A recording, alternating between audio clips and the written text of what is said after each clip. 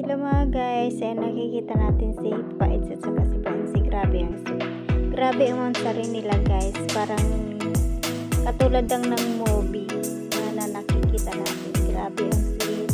Ang pagsayaw nila at yung pagsayaw. Grabe talaga guys. Nakaka-in love ang matanda naging bata. Grabe ang sweet. Parang masabi mo na sila na talaga guys. Wala kang masabi. Dahil si Bibi Beyonce ang ganda ng suot, bagay sa kanya kahit saan.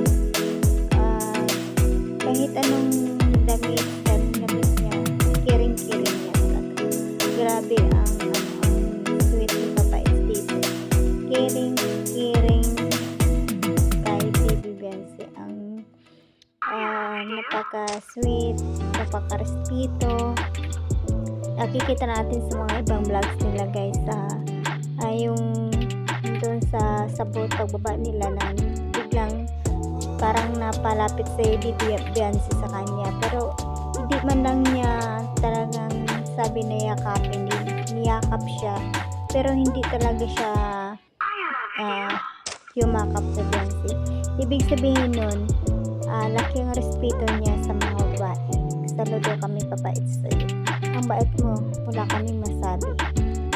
Patuloy mo lang yan, malalayo ang mararating. Lalong lalo ka na kay Bibi Beyonce. Malaki ang potensyal mo na maging matupad mo ang mga pangarap mo. Huwag ka lang magbago. Stay humble ka lang. Sana tuloy-tuloy lang ang mga ginagawa mo. Huwag mong pansin ang mga base mo.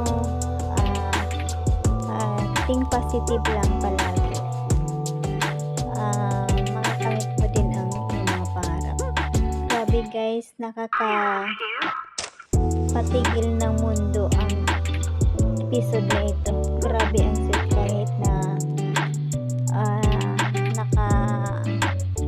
talikod si Bibi Beyonce, makita mo talaga ang kaseksihan.